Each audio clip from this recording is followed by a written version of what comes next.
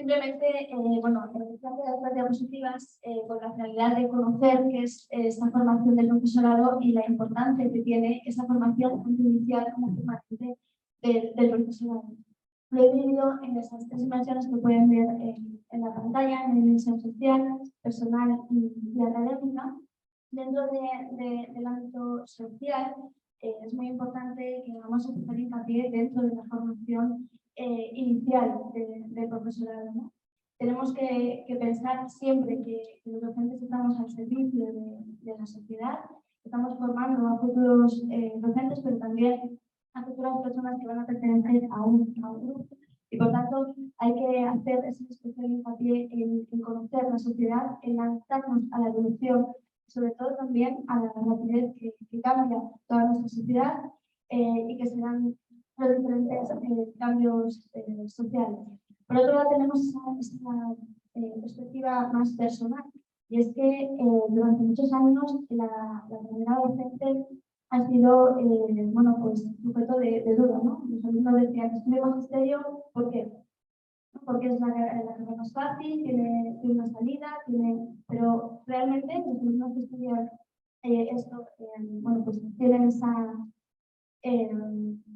inquietud por enseñar. Si tienen inquietud por enseñar, pues no deben cesar nunca de seguir formándose precisamente para complementar la anterior percepción social de la que hablábamos, ¿no? Por lo tanto, tenemos también que conocernos a nosotros mismos, saber cuáles son nuestras preferencias, nuestras inquietudes, y a partir de ahí comenzar esa formación, pero también continuar, ¿no? Muchos tenemos preferencias por la lingüística, por la atención a la universidad, como por ejemplo en mi caso, por los idiomas, ¿no? Pues, esa dimensión personal pasa precisamente por conocernos a nosotros mismos y saber también qué es lo que podemos dar a los demás. Si yo no me conozco a mí mismo, muy mal voy a poder proyectar cualquier tipo de conocimiento a mis alumnos, ¿no? Eso es un punto en el que nosotros también transmitimos esa parte nuestra, ya no solo como docentes, sino como personas a nuestros alumnos, con lo cual dentro de la formación inicial también tiene que pasar por conocer esta parte. Y por supuesto la formación académica, ¿no? En esa formación inicial tenemos esta parte académica en la que somos capaces de dominar una materia y vamos a ser expertos en algo, pero tenemos que formarnos de forma específica, en una materia, ¿no? Dominar, pero también tenemos que concretar ese saber pedagógico, es decir, cómo transmitimos el mensaje a nuestros alumnos, cómo llegamos a nuestros alumnos. La academia nos está dejando mucho aprendizaje, nos ha obligado a acelerar esa formación permanente de los docentes, pero tenemos que saber cómo llegar a los alumnos. Hablábamos antes de esa dimensión social en la que la sociedad cambia, evoluciona, nosotros también, el saber pedagógico también tiene que adaptarse a las nuevas tecnologías y sobre todo en algo que estábamos antes estando aquí, es en esa atención a la diversidad, ¿no? No todos somos iguales, no todos nuestros alumnos demandan lo mismo, no es que tengamos que atender a falta o simplemente a los alumnos que tienen algún tipo de necesidad educativa especial, sino a todos. Tenemos que entender que nuestros alumnos son seres únicos e irrepetibles y cada uno de ellos va a demandar una serie de cuestiones más específicas, ¿no? Y va a necesitar un apoyo más específico. Y ante todo, tener una actitud positiva ante la formación permanente, ya no es solamente una formación inicial, sino también la formación permanente, ¿no? Para poder adaptarnos tenemos que tener esa actitud positiva de no pensar, bueno, pues hoy es sábado y me toca una formación, ¿no? Sino ver cómo podemos compartir experiencias con otros docentes, ver cómo nos podemos nutrir de forma bastante interesante sobre las experiencias de todos los compañeros que tenemos y sobre todo también la formación permanente es leer. Muchas veces cuando les decimos a nuestros alumnos hay que leer un libro, nos dicen, pero ¿cómo vamos a leer un libro? Bueno, pues la lectura forma parte también de esa formación permanente, estar siempre a lo último de todo lo que dicen los autores sobre todo esto. Tenía estas dos imágenes para reflexionar. La primera es sobre esta innovación educativa, ¿no? Esta pandemia nos ha invitado a reflexionar sobre esto. Muchos docentes no habían estado nunca, ni habían trabajado nunca con nuevas tecnologías, ni habían utilizado recursos tecnológicos para poder impartir sus clases, y de repente llega una pandemia que nos dice que tenemos que cambiar nuestra forma de hacer las clases, ¿no? Pues eso es formación permanente, sentido acelerado, que yo creo que hicimos todos, ¿no? Y en la otra imagen habla también un poquito de cómo debemos adaptarnos nosotros, docentes, a las necesidades que puedan tener nuestros alumnos. No quiere decir que porque TikTok sea una de las plataformas que están más de moda entre nuestros jóvenes tengamos que utilizarla, pero sí es verdad que en ciertos momentos hay contenidos que se pueden trabajar con herramientas y con aplicaciones que ellos tienen al alcance de su mano y que utilizan de forma constante, ¿no? Eso también hace que nuestros alumnos nos sientan cerca de su educación y no nos vean simplemente como esa figura autoritaria que imparte conocimiento, sino que podemos participar de forma mutua de ese conocimiento. Y ya para finalizar, bueno, pues simplemente hacer referencia a cuáles son las principales dificultades que tenemos los docentes, que por ejemplo en los primeros años yo creo que nos sentimos como un poquito solos, ¿no? Porque no hacen las suficientes prácticas, no tenemos las suficientes prácticas, ¿no? Esta formación inicial pasa por conocer perfectamente cuáles son las realidades que existen en los centros educativos. Nosotros, la Universidad Católica, bueno, pues intentamos trabajar con ellos, igual que la Universidad de Salamanca, ¿no? Trabajar a través de los prácticos, que también se ha hablado en esta mesa sobre ello, acercarles a esa realidad y que conozcan no solamente la teoría, que es muy interesante y es muy bueno, pero la mejor forma de poder llegar a los alumnos es saber cuál es la realidad que tienen los docentes actualmente en el aula, ¿no? Nada más, simplemente también hacer especial hincapié que no solamente es esa valoración inicial del profesorado en la etapa universitaria, sino también en la no universitaria, ¿no? No debemos olvidar nunca que trabajamos de forma multidisciplinar con docentes dentro del ámbito de la educación y que sería bastante interesante que esas formaciones sean conjuntas, que no nos separemos justamente los docentes por un lado, yo de capacidad, pues logopedias por otro lado, pedagogos, sino que trabajemos como una única entidad educativa y que las formaciones permanentes vayan dirigidas a todos los profesionales y bueno, y finalizar. Muchísimas gracias.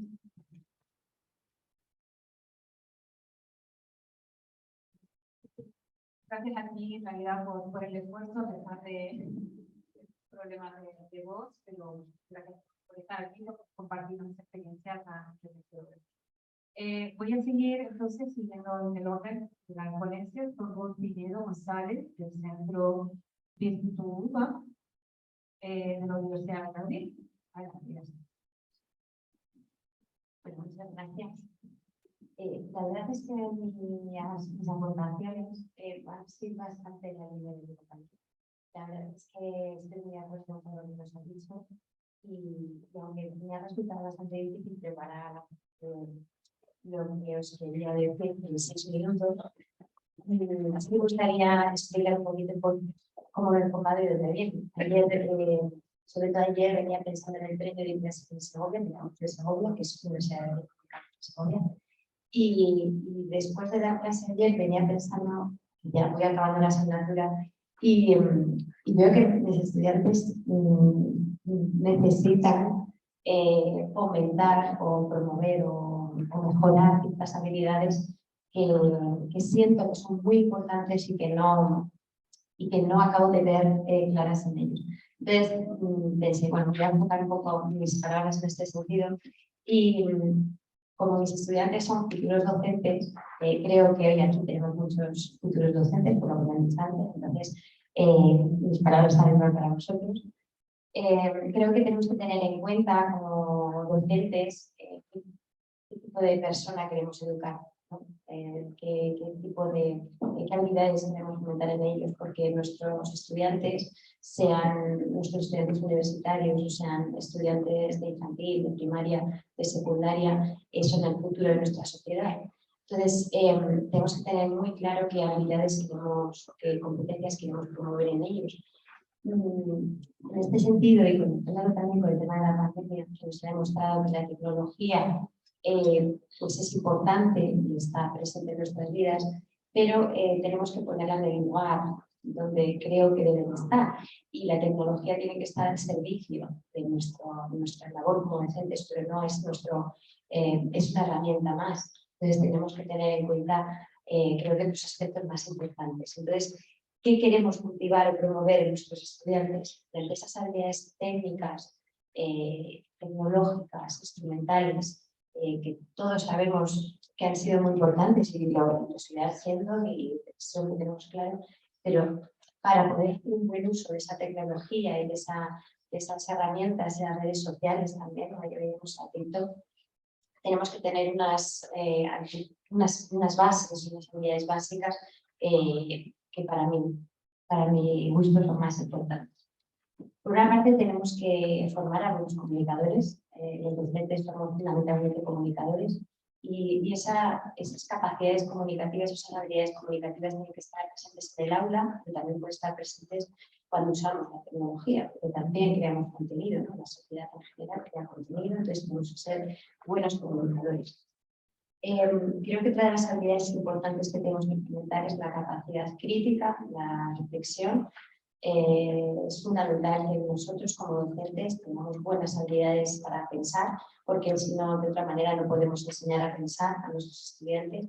Y bueno, día tras día, si vemos las noticias, creo que somos más conscientes, ¿no?, de lo importante que es tener un pensamiento crítico sobre toda la información que nos llega. Entonces tenemos que fomentar a nuestros estudiantes, nuestros futuros maestros, pero también en nosotros como docentes. Y luego el tema de la creatividad, creo que tenemos todas las cuestiones clave que tenemos que comentar, el poder de las nuevas ideas, de enfocar los problemas de una forma diferente. Y eso es la creatividad y ser creativos, ser docentes creativos y promover la creatividad de nuestros estudiantes, que serán futuros maestros, creo que es también fundamental para abordar los retos que nos plantean a nivel social. Y ahí también entra la tecnología. Creo que la tecnología tenemos que ir infusionando con todo lo que estoy hablando, como la tecnología nos puede ayudar a enfocar de forma creativa en todos nuestros retos y nuestras labores como docentes. Y algo muy importante, creo que también es algo que nos ha hecho, nos ha evidenciado la pandemia, es el poder de la colaboración, la cooperación. Y creo que como sociedad, si cooperamos, colaboramos, somos más fuertes y podemos afrontar los retos de una forma mejor. Y es una habilidad que tenemos que fomentar en nuestros estudiantes, porque el día de mañana serán docentes en activo y necesitarán cooperar y colaborar con sus compañeros para también ser buenos modelos para esos alumnos futuros. Es como una rueda, ¿no? Si nosotros lo fomentamos a nuestros estudiantes, futuros docentes, ellos podrán hacerlo con sus estudiantes. Y para terminar, y es un poco como cerrar el círculo, ¿no? Estamos hablando de aprendizaje, la formación inicial, la formación continua. Creo que generar esa necesidad de aprendizaje continuo en nuestros estudiantes, futuros docentes, es necesario para que ellos tengan disposición para seguir en esa línea. Pensar que nunca sabemos todo y que necesitamos seguir aprendiendo. Entonces, no sé si es una forma de terminar, es una conclusión, pero los docentes necesitamos utilizar metodologías que faciliten o fomenten estas habilidades, y para ello también tenemos que incluir la tecnología. No nos podemos olvidar de ella, es nuestra realidad, es así, pero la tecnología la tenemos que tener a nuestra disposición y poner por encima otras cuestiones. Y nada más, muchas gracias por vuestra atención. Muchísimas gracias por estas reflexiones tan importantes y vinculadas también con lo que ya se ha hecho antes. Pues doy paso entonces a Juan Pablo Hernández Ramos, coordinador de formación e innovación docente de la Universidad de Melilla. Muchas gracias, Elba. Muchas gracias también a Pere Márquez por la invitación. A mí cuando me proponen hablar aquí durante 6 minutos y me conocen, decirle a Juan Pablo que hable 6 minutos casi no lo pillan. Pero bueno, el truco que voy a intentar para intentar no pasarme de estos 6 minutos, he preparado 6 ideas. Mi idea será hoy compartir 6 ideas. 3 sobre la formación inicial y 3 más sobre formación continua. La primera es hacer un poquito de historia, no tanto como el compañero de la diapositiva de hace un momento, pero simplemente llegar 12 años. Cuando llega el Plan Colonia, además de la reestructuración de los grados, surge un concepto que es lo que habla de formación basada en competencias. Fue uno de los mayores acuerdos que había en educación. No porque estuviéramos todos de acuerdo, sino que competencias es un término tan ambiguo que entra en cavidad en todo lo que pensamos. Pero sí hay una cosa que era algo común. que era el hecho de que la educación se comprendía en saber hacer algo, en preparar a alguien para que sea capaz de resolver un problema, una circunstancia, para que englobe lo que quiere, sus conocimientos, sus habilidades emocionales, todo. Ya lo que sea. Es decir, que vosotros, futuros maestros, cuando lleguéis al aula, con todo lo que tengáis, seáis capaces de dar una educación de calidad. ¿Qué pasa? Que si estáis en el aula y no podéis poner en práctica en un colegio esos conocimientos, no seréis capaces, no sabéis lo que sois capaces. Entonces, el primer mensaje que doy para ti, futuros maestros que estéis por aquí, es cuando acabéis la carrera, no os preocupéis. Sabéis más de lo que creéis, pero hasta si no os dejan ponerlo en práctica, no vais a poder demostrar lo que sabéis. ¿Qué pasa el problema? Cuando esa formación en competencias que conllevaría que los estudiantes os convertáis en el proceso del centro de aprendizaje, en el centro del proceso. En ocasiones, esta formación en competencias en las escuelas, en las facultades, se unen con clases teóricas y metodologías antiguas.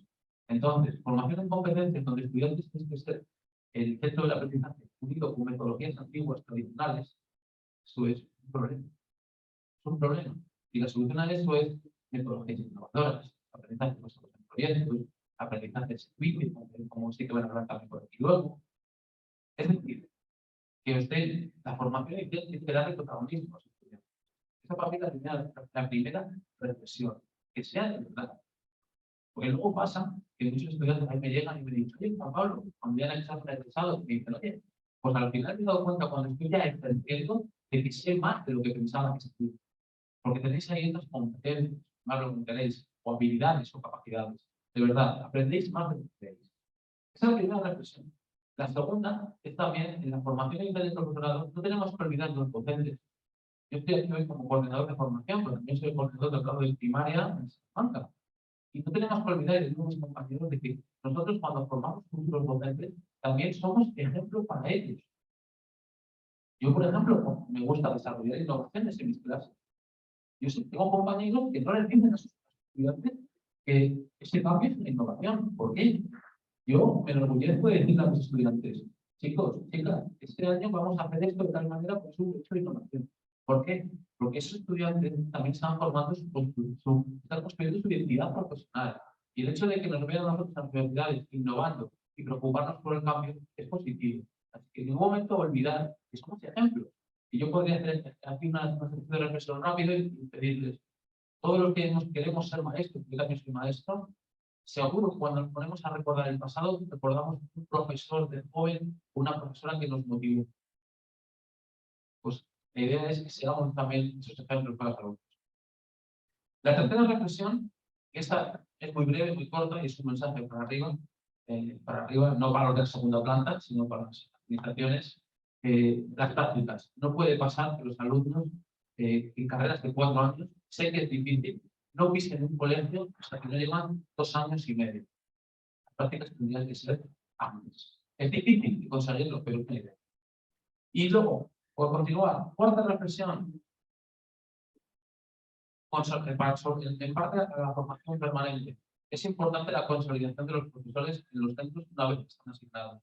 No puedo decirle a los profesores que se formen, que desarrollen innovación, que decía la compañera antes que innovar es por respirar. Me ha encantado esa frase, pero claro, ¿cómo le pide a una persona que innove en un centro si no sabe si dentro de 6 semanas va a estar ahí?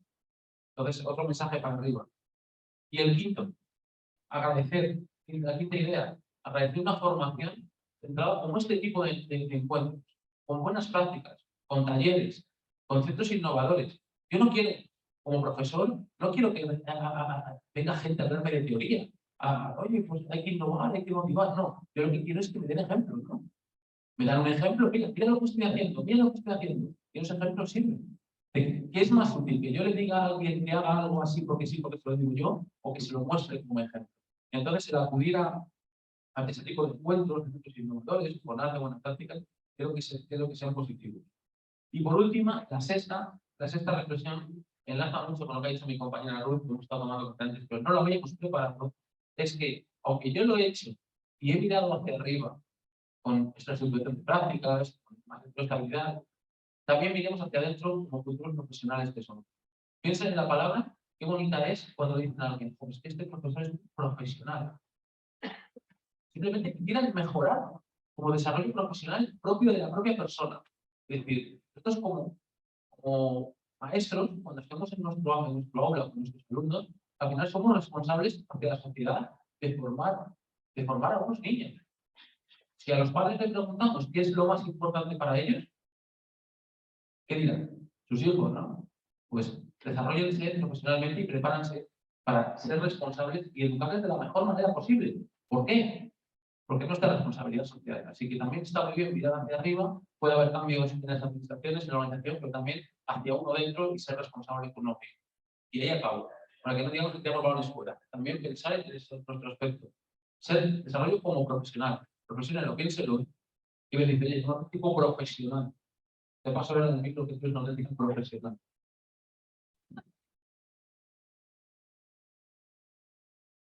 Muchísimas gracias a Pablo por sus reflexiones. Bueno, me parece muy interesante la diversidad de ellas, ¿no? También cuestionarnos nosotros como profesores, como docentes, como ejemplo que damos a nuestros estudiantes y, bueno, cómo podemos superar esa situación. Tenemos todavía 2 ponentes más, así que voy a dar la palabra a Juan Carlos, de Educación. Bueno, creo que habéis dicho muchas cosas muy interesantes, pero me ha gustado mucho la presentación anterior del grupo sobre todos los elementos que son sobre una escuela o el innovador, pero yo os voy a quitar un poco más el ritmo. Para eso estoy aquí. La formación docente es un aspecto crítico e importante dentro de la educación. Es muy importante, es básico. Porque todos hemos hecho cursos, formaciones, bueno, hemos hecho de todo para ayudar a los alumnos a mejorar. Pero difícilmente siempre entramos en la misma dinámica, en una dinámica del día a día, de lo que hemos hecho el día anterior, mejorarlo el día posterior. O sea, seguimos como una especie de rutina. Y por eso os decía en mi conferencia que es importante que la universidad se dé cuenta que hay algo más. Y no solo es innovar, no solo es decir, utilizar tecnologías, que quizá hay más cosas más importantes y los docentes tenemos que estar preparados para ello. Por tanto, para trabajar, para formarnos en la misma estructura que hemos seguido hasta ahora, difícilmente podremos llegar a lo que es toda la evolución del siglo XXI. Yo lo veo muy complicado. Estamos ya en una revolución industrial, como decía, 4.0, en una sociedad 5.0, donde mezcla elementos transversales y transdisciplinares. Y esto es difícil llevarlo a término, continuar haciendo lo mismo que veníamos haciendo. Sí que es verdad que no habéis presentado imágenes impresionantes de lo que se puede hacer, los proyectos que habéis hecho. Si entráis en internet encontraréis muchos más. Pero realmente los docentes deben llegar ahora, deben ser más, algo más. Juan Pablo, que me conoce también desde hace muchos años, sabe que venimos hablando siempre de eso. Lo importante ahora no es lo que el docente sabe y conoce, sino lo que el alumno puede aprender. Esto tenemos que tenerlo claro. Por tanto, tanto la formación docente como la formación de los alumnos debe ir por otro lado. Hasta ahora siempre aprendíamos para trabajar. Ahora trabajamos para aprender porque el aprendizaje está durante las 24 horas del día. Si antes decíamos, está demostrado científicamente, que solo un 5% de nuestro tiempo diario sirve para aprender, ahora está claro que no lo necesitamos todos, todo el tiempo posible. Por tanto, nos necesitamos, y al decir nos necesitamos, hablar de todo el mundo, de toda la sociedad. Estamos hablando ahora con Javier antes del receso que hacemos en España, hacemos cosas, pero muchas veces nos hacemos como y por eso necesitamos otra idea clara de hacia dónde vamos. no solo dónde estamos, sino hacia dónde vamos. Y aquí creo que la formación continuada, la formación inicial es básica. Y debemos de pensar si la universidad está capacitada para formarnos, tanto a profesores, docentes como alumnos. Si no lo está, ¿qué debe hacer para estarlo? Y que la formación permanente y continuada debe ser reconocida socialmente y jurídicamente. Es decir, no solo lo que hacemos nosotros, sino pensar que el aprendizaje, la educación ya está en todas partes y por tanto debe ser reconocido universalmente. Creo que cuando se reconozca este espíritu de autoaprendizaje, de hacer las cosas de manera proyectada hacia el futuro, conseguiremos una mejora entre todos. Esta jornada va un poco de esto, va un poco también de pensar si las innovaciones que hacemos, que todos habéis dicho, que habéis demostrado que se hacen, son suficientes para cambiar o para transformar estas sociedades de educación. Eso es lo que debemos mirar. Si observamos esto, lo tenemos claro y vamos hacia ese proyecto, lo conseguiremos. La juventud, la gente que aprende que también lo somos todos, lo queremos. Por eso estas jornadas que Pérez siempre organiza por toda España son una de las bases, aunque sea un aprendizaje más informal, son una de las bases que proyectan este futuro de la educación de todos nosotros, que al final y al cabo es lo que queremos. Por tanto, muchas gracias. Muchísimas gracias a ti por colaborar, por tus reflexiones. Y voy a dar paso finalmente, nuevamente, a María José Pazán, que está del área de formación educativa de la Dirección Social. Muchas gracias. La verdad es que, ¿qué voy a decir después de todo lo que se escucha ya? Es decir, esto parece, ya queda un poco al uno, ahora y lo que ya vamos, pero no os asustéis, porque esto parece un desideratum en el cual parece que se os va a exigir algo para lo que podéis pensar que no estáis capacitados, por lo que se ha dicho y demás. Pero no te que a todos hemos estado ahí, en ese sitio, en ese lugar, y bueno, pues ahora estamos aquí. Como ejemplo, o no, de bien o de mal. Uno puede ser, una vez escuché algo de que uno puede ser ejemplo tanto de bien como de mal. Pero bueno, que si estamos aquí, como decían y Juan, pues organizan estas jornadas es porque se pretende avanzar y se pretende crecer, como he dicho anteriormente. Yo me voy a salir un poco de la línea que más o menos ha seguido mi compañera de mesa, porque yo cuando leí de qué mejoras había introducido en la formación inicial, encima del profesorado, claro, para mejorar los resultados formativos, pues no cabe ninguna duda. Me acordé, los más jóvenes aquí, los estudiantes, tal vez no habéis oído hablar del informe McKinsey, pero lo que llevamos muchos años en esto fue algo que estudiamos, que leímos y bueno, os cuento, para que no lo conozcan, es interesante leerlo. Es de 2007, de 2007. Y de ahí todavía se están sacando, digamos, conclusiones para aplicar y que no se han aplicado. O se han intentado aplicar y ha sido un fracaso. Este informe lo que hacía era estudiar los sistemas educativos con mejor desempeño del mundo. Habéis oído hablar de Corea del Sur, Japón, Finlandia, del estado de Boston, en Estados Unidos, o de Canadá. Y lo que hicieron fue estudiarlo para ver las conclusiones, para que les hiciera el resto de los países donde el desempeño de los sistemas educativos no era adecuado. Y el informe desarrolla de forma manifiesta dos apartados que cabezan con los siguientes aspectos. El primero, la calidad de un sistema educativo tiene como techo una calidad de su. Y segundo, la única manera de mejorar los resultados es mejorar la instrucción, la práctica docente. Ahí se basa.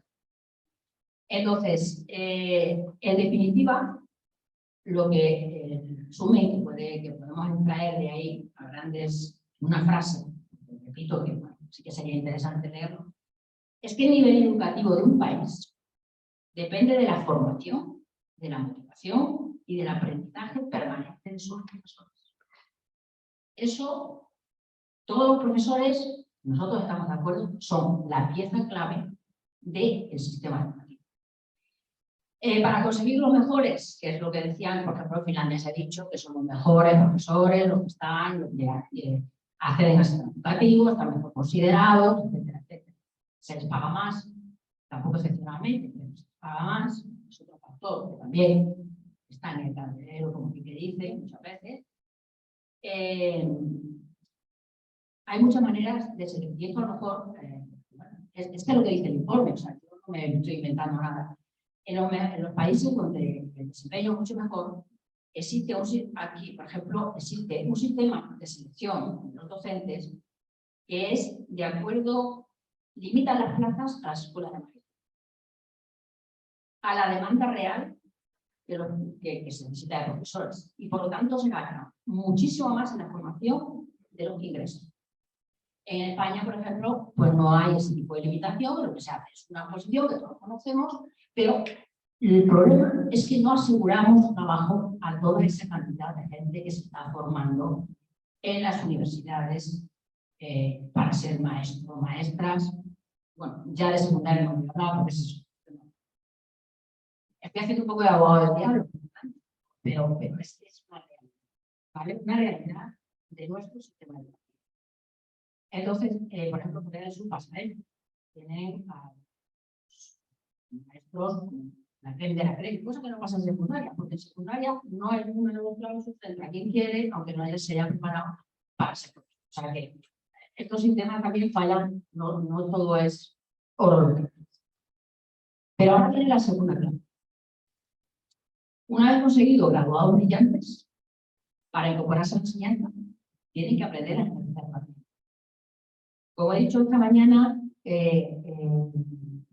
cuando terminamos los estudios universitarios, también, vamos, un tiempo, todavía tenemos muchísimo que aprender. O sea, sabemos algo, perdóname Juan cuando has dicho que sabemos, pero no sabemos tanto, ¿vale? Por lo menos en mi experiencia. Ellos tienen que tener la confianza de que han aprendido, que lo que tienen les va a servir, pero el énfasis en el aprendizaje basado en la práctica, aparte de no descuidar la sólida formación teórica, la teoría sin práctica es vacía y la práctica sin teoría ciega se encarga. Y eso ahí has apuntado algo muy importante, que es el práctico. Que yo en eso tiene razón. No es normal que una carrera en la cual los alumnos están preparándose para desarrollar toda su actividad en un aula, pisen poquísimo durante su formación universitaria, una hora. En eso se quejan, y ahí enlazo, por lo que me compete, porque hasta ahora hay tiempo, esta animación, la que he podido ver a lo largo de este tema. Pero me compete, digo, es algo que tenemos nosotros, colaboramos con la universidad, con el práctico de primaria, la universidad también con la secundaria, de hecho que eso pasa aparte, no lo voy a tocar porque no hay tiempo, pero nosotros tenemos una comisión, la Comisión Provincial del Práctico, que la forman exactamente, pues, bueno, desde la Dirección Provincial, como jefa de área de programas, la asesora técnica que lleva todo de formación, representantes de las escuelas universitarias, en los cuales tenemos alumnos, de USAL, de la Pontificia, de la Católica de Ávila, y el representante de los maestros y tutores del Practicum y de los coordinadores del Practicum, de los maestros, que suelen ser normalmente directores de centros educativos. Bien, yo me siento en la obligación, porque en todas las comisiones provinciales se habla, tenemos en común todos los problemas que ha habido, que se puede solucionar, etcétera, y luego esto se eleva a la Comisión Regional del Práctico de Castilla y León, donde están todas las universidades. Y bueno, algo que es recurrente de todos los años, esto es un tirón de orejas a las universidades, ¿vale? Es que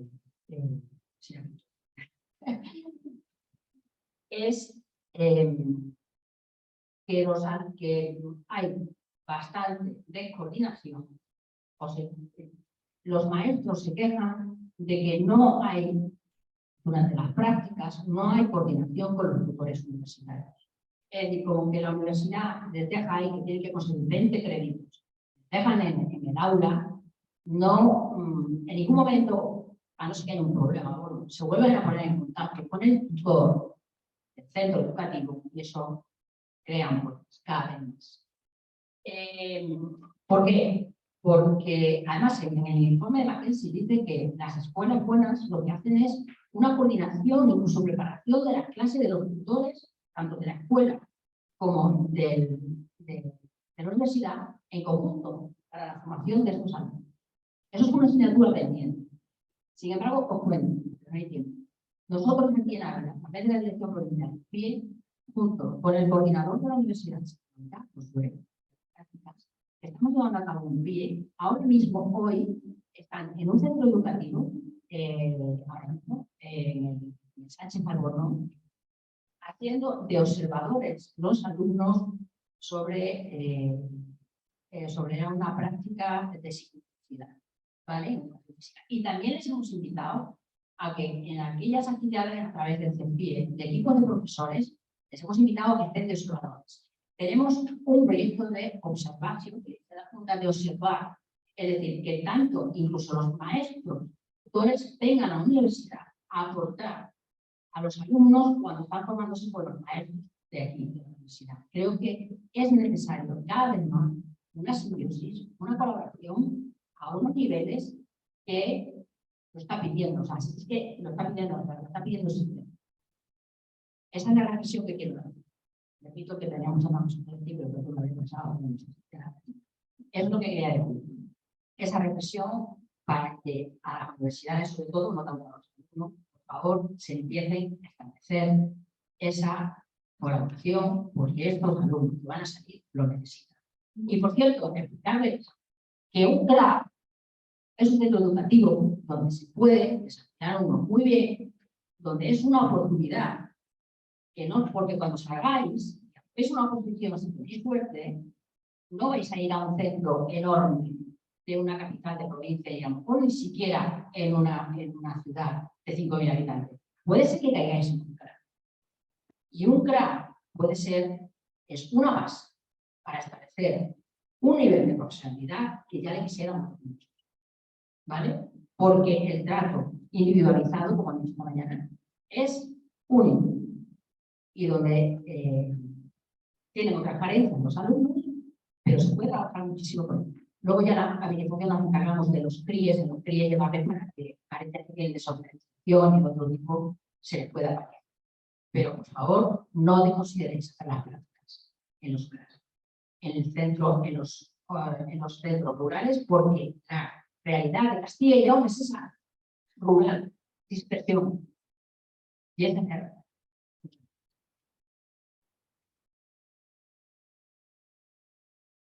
Entonces, vamos a terminar. Ya nos hemos pasado de ahora. Yo con muchas ganas de comentar cosas aquí.